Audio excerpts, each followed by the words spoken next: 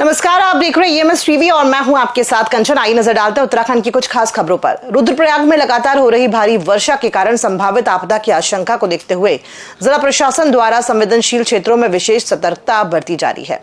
प्रशासन की ओर से विभिन्न स्थलों पर जाकर नदी नालों में जलस्तर बढ़ने की स्थिति में लोगों को अलर्ट किया जा रहा है। राजस्व विभाग, पुलिस प्रशासन और आपदा प्रबंधन टीमों द्वारा प्रभावित या संभावित प्रभावित क्षेत्रों में लाउड स्पीकर के माध्यम से अनाउंसमेंट कर लोगों से सुरक्षित स्थानों पर जाने की अपील की जा रही है। प्रशासन द्वारा निचले क्षेत्रों, नदी किनारे बसे गांवों और भूस्खलन संभावित क्षेत्रों में विशेष निगरानी रखी जा रही है। स्थान पर शिफ्ट हो जाएं। कृपया ध्यान दें, यदि किसी के घरों को नदी नालों से खतरा है तो स्कूल या पंचायत भवन या किसी के घर पर सुरक्षित स्थान पर शिफ्ट हो जाएं। कृपया ध्यान दें, यदि किसी के घरों को नदी नालों से खतरा है तो स्कूल या पंचायत भवन या किसी के घर पर सुरक्षित स्थान पर शिफ्ट हो जाएं। उत्तराखंड में लगातार हो रही बारिश को देखते हुए बाढ़ और जलभराव से निपटने के लिए देहरादून, हरिद्वार, उधम सिंह नगर, चंपावत और नैनीताल के मैदानी क्षेत्रों में मॉक ड्रिल की गई, जिसमें आपदा की आशंका के बीच तैयारियों का जायजा लिया गया। राज्य आपातकालीन परिचालन केंद्र से जनपदों में होने वाली मॉक ड्रिल पर नजर रखी गई। इस दौरान सचिव आपदा प्रबंधन विनोद कुमार सुमन अधिकारियों के साथ राज्य आपातकालीन परिचालन केंद्र में मौजूद रहे। सचिव आपदा प्रबंधन ने बताया कि 70% उत्तराखंड में रेड अलर्ट घोषित किया गया है। कर रहे हैं बाढ़ को लेकर 5 जनपदों में, जहां पर बाढ़ प्रभावित क्षेत्र हैं, जहां पर अक्सर बाढ़ आती है, उन जनपदों में 23 विभिन्न स्थानों पर हम लोग मॉक ड्रिल का आयोजन कर रहे हैं। मॉक ड्रिल में हमारे जनपदों के पास, हमारी टीम के पास क्या क्या उपकरण हैं, किस तरह से उनकी तैयारी है, किस तरह से वो रिस्पांस करते हैं, किस तरह से काम करते हैं और किस तरह से लोगों का रेस्क्यू करते हैं। उनका रेस्क्यू करने के बाद डिजास्टर शेल्टर में किस तरह से रोकते हैं, शेल्टर में क्या क्या व्यवस्थाएं हैं, जो आदमी होंगे उनके इलाज की क्या व्यवस्था है, पशुओं के चारे की, पशुओं के इलाज की व्यवस्था क्या है, डिजास्टर के बाद क्या उपाय किए जाने हैं, अगर संक्रामक बीमारी फैलती है तो किस तरह से उस पर काम करना है, जो अवस्थापना संरचनाएँ, हमारी इंफ्रास्ट्रक्चर, बिजली पानी की सप्लाई बाधित हुई है, उसको कैसे बहाल करते हैं, इन सब चीज़ों के बारे में हम लोग मॉक ड्रिल कर रहे हैं। क्रिप्टो करेंसी में निवेश का झांसा देकर लगभग 5 लाख रुपए की ठगी करने का मामला राजधानी देहरादून के राजपुर थाने में पंजीकृत हुआ है। वहीं इस मामले पर देहरादून के एसपी सिटी प्रमोद कुमार ने बताया कि पीड़िता देहरादून के जाखंड की निवासी है, जिनका कहना है कि अमित चोपड़ा नाम का व्यक्ति उनके संपर्क में आया और उनके द्वारा क्रिप्टो करेंसी में निवेश करने का झांसा दिया गया। साथ ही उन्होंने कहा कि पीड़िता को शुरुआत में छोटे से निवेश का लाभ उनके बैंक खाते में देखने को मिला, जिसके बाद पीड़िता ने भरोसा कर लगभग 5 लाख रुपए निवेश किए और जब लाभांश देने की बारी आई तो अभियुक्त ने उनका फोन उठाना बंद कर दिया, जिसे देखते हुए पुलिस ने मुकदमा दर्ज कर लिया है। देखिए, कल राजपुर थाने पर पीड़िता जो कि जाखंड के रहने वाली हैं, उनके द्वारा एक FIR पंजीकृत कराई गई, जिसमें उनके द्वारा आरोप लगाया गया कि अमित चोपड़ा नाम का एक युवक जो है उनके संपर्क में आया और उसके द्वारा उनको जो है क्रिप्टो निवेश में निवेश करने का झांसा दिया गया। उनके द्वारा कुछ छोटा अमाउंट इसमें निवेश किया गया, जिसका कि उनको लाभ भी उसके द्वारा जो है उनके ICICI के अकाउंट में दिया भी गया। इसके उपरांत जब पीड़िता का उनके ऊपर भरोसा हो गया तो पीड़िता के द्वारा लगभग अलग अलग मौक़ों पर 5 लाख के आसपास जो है निवेश उनको दिया गया।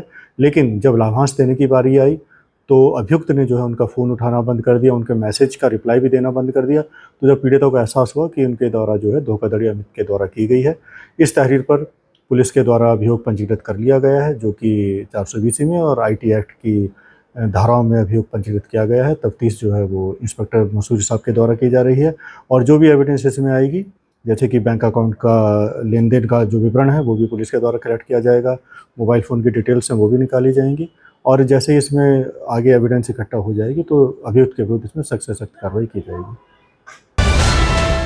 बरसात के दौरान प्रदेश के जर्जर स्कूल भवनों में हादसों को रोकने के लिए शिक्षा विभाग सतर्क हो गया है, जिसे देखते हुए शिक्षा विभाग ने सभी स्कूलों को निर्देश जारी किए हैं। इस बात को लेकर माध्यमिक शिक्षा विभाग के निदेशक डॉक्टर मुकुल कुमार सती ने कहा कि कुछ स्कूलों में पुरानी इमारतें हैं जिन्हें निष्प्रयोजित घोषित करने के बाद भी उन्हें नहीं गिराया गया है, जिसे देखते हुए हमने निर्देश दिए हैं कि कोई भी छात्र इन इमारतों के आसपास न आए।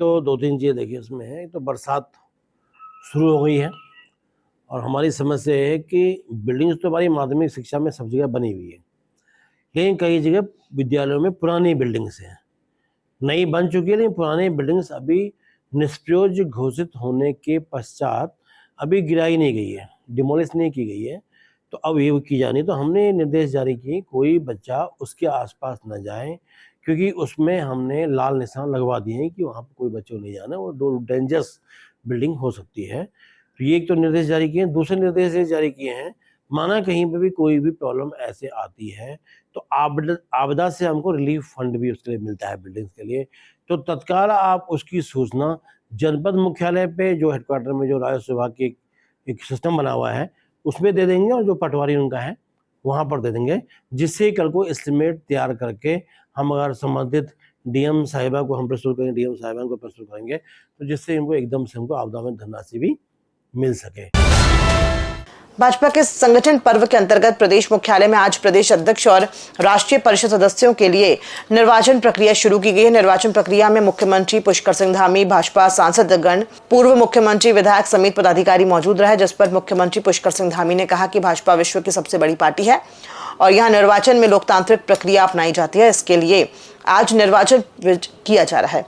साथ ही उन्होंने बताया कि पूर्व प्रदेश अध्यक्ष रहे महेंद्र भट्ट लंबे समय से संगठन की कमान संभाले हुए हैं, इसलिए आज उनके नामांकन की प्रक्रिया में भाग लिया गया। नामांकन की प्रक्रिया चल रही है और हम सब लोगों ने महेंद्र भट्ट के नामांकन पत्र दाखिल किए हैं और 4 बजे तक इन नामांकन पत्रों की जांच होगी। उसके पश्चात जांच होने के बाद कल दिन में जो समय होगा उस समय के अनुसार जो है जो नाम आए होंगे उसके अनुसार चुनाव अधिकारी उस नाम की घोषणा करेंगे। बीते दिन प्रदेश में कुछ जगहों पर भारी बारिश और बादल फटने के चलते आपातकालीन स्थिति बन गई थी, जिसके चलते श्रद्धालुओं की सुरक्षा को देखते हुए चारधाम यात्रा पर रोक लगा दी गई थी। लेकिन अब मार्गों को खोलने के साथ ही चारधाम यात्रा को फिर से सुचारू कर दिया गया, जिसको लेकर पर्यटन मंत्री सतपाल महाराज ने कहा कि यात्रा मार्गों पर मशीनों द्वारा मार्ग को खोल दिया गया है। फिर भी यात्रियों से अपील की गई है कि मौसम की अपडेट जरूर रखें। साथ ही उन्होंने ये भी बताया कि अब तक चारधाम यात्रा में 40,77,700 श्रद्धालुओं ने पंजीकरण करवाया है, जबकि 47,02,099 श्रद्धालु अब तक दर्शन कर चुके हैं। जहाँ भी एवलांच आता है, जहाँ भी पहाड़ गिरने की संभावना रहती है, वहाँ हमारी जेसीबी तैनात रहती है। हमने पूरी इंस्ट्रक्शंस दी हैं और आप जानते हैं कि ये सूचना तो मिल जाती है कि साहब रास्ता जो है अवरुद्ध हो गया है, पर ये सूचना नहीं मिलती कि रास्ता ठीक भी कर दिया गया है। तो रास्ता को रिपेयर भी हम कर रहे हैं, एसडीआरएफ भी लगी हुई है। माननीय धामे जी का निर्देश है कि रास्ते खोले जाएं जल्दी से जल्दी, वो सब काम में हम लगे हुए हैं। तो बरसात से कोई लड़ नहीं सकता है। आपको पता है कि बहुत ज्यादा बरसात हो रही है, फिर भी हमारी टीम लगी हुई है और मार्ग अब सब खोले गए हैं लगभग और यातायात जारी है। खबरों में फिलहाल इतना ही, दीजिए इजाजत, नमस्कार।